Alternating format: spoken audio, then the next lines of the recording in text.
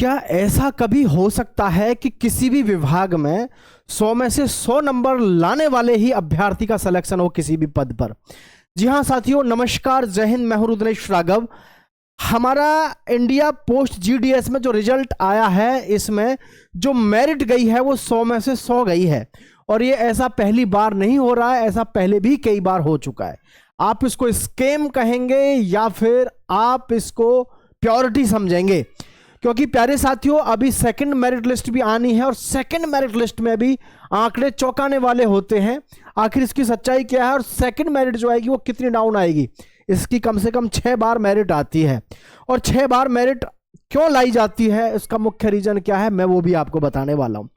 लेकिन सबसे पहले बात यह है कि जब हम आज इंडिया पोस्ट जीडीएस के लिए बात करें, एक बच्चा जिसके 100 में से 100 नंबर है 10वीं क्लास में, मैं थोड़ी सी देर के बाद डीप आपके पॉइंट्स पे आऊंगा। पहले एक बात कहना चाहूंगा मैं, एक 10 पास युवा, उसके 100% मार्क्स हैं और वो जो है जीडीएस की भर्ती में भर्ती हो जाता है, किस लिए कि 18,000 रुपये मिलेंगे महीने के।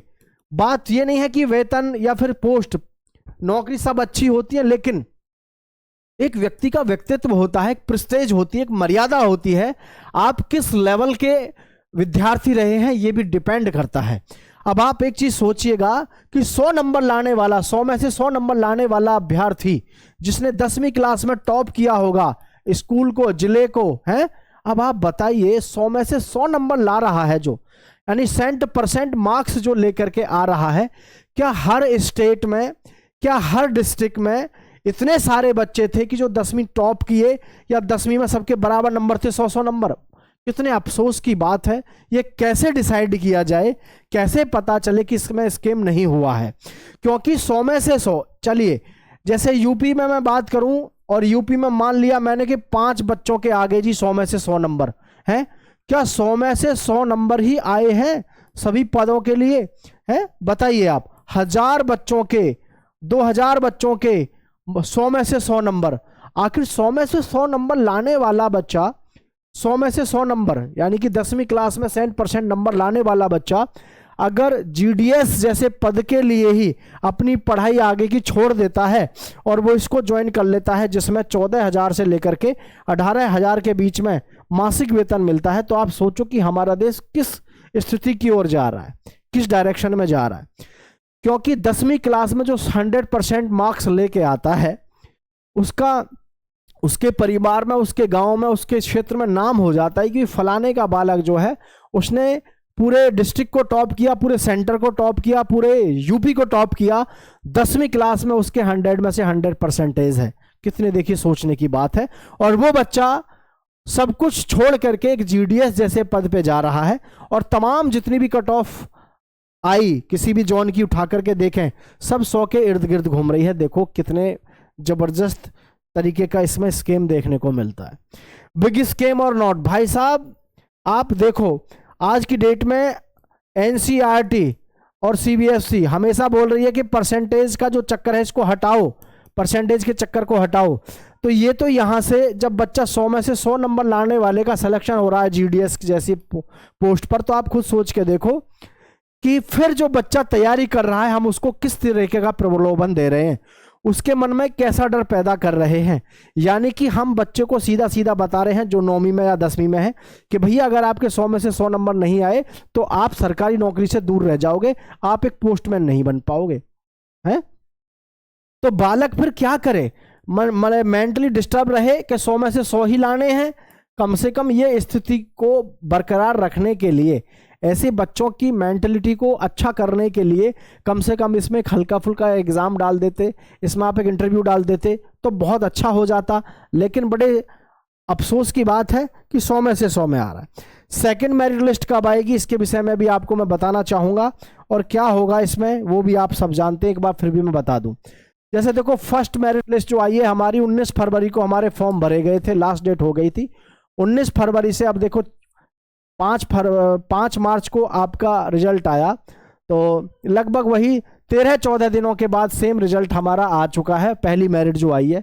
सेकंड मेरिट जो लिस्ट आएगी हमारी 21 अप्रैल, ये 2025 का है भले ही, लेकिन हमेशा इसका जो चक्र है, किसका, आपके पोस्ट जीडीएस का वो दोनों सालों में सेम ही चलता है जब भी भर्ती आती है। आप देख रहे होंगे जैसे 21 मार्च में इन्होंने रिजल्ट देना था, मतलब पिछली साल दिया है, तो अब की बार जो है 5 ही को दे दिया है, ठीक है, 5 को दे दिया है या 6 को, तो ये समझें आप। तो यहाँ पर अगला जो आपका रिजल्ट आएगा वो 6 या 7 अप्रैल के आसपास रिजल्ट आएगा, 30 दिन के बाद में। ये जो कट ऑफ है क्या ये भी 100% रहेगी? जी हाँ साथियों, 100% जैसी ही रहेगी। 99 पॉइंट कुछ पर जो है इसमें आपका सिलेक्शन होगा, ठीक है।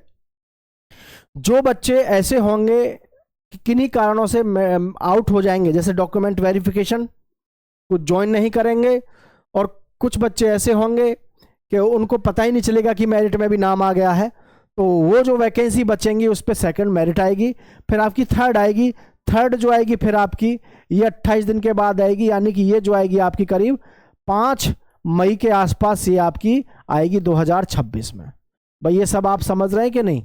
मैं जो ये बता रहा हूँ आपको, इस चीज़ को समझना है आपको।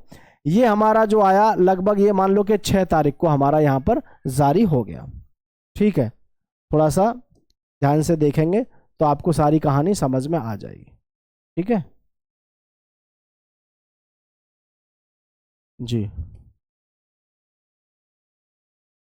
ये जो हमारी मेरिट आती है डाउन हो करके, ठीक है, डाउन हो करके, इस मेरिट का भी कोई फायदा दिखता हुआ नजर नहीं आता, क्योंकि मेरिट डाउन ही इस तरीके से की जाती है कि जिसका कोई प्रभाव ही ना पड़े।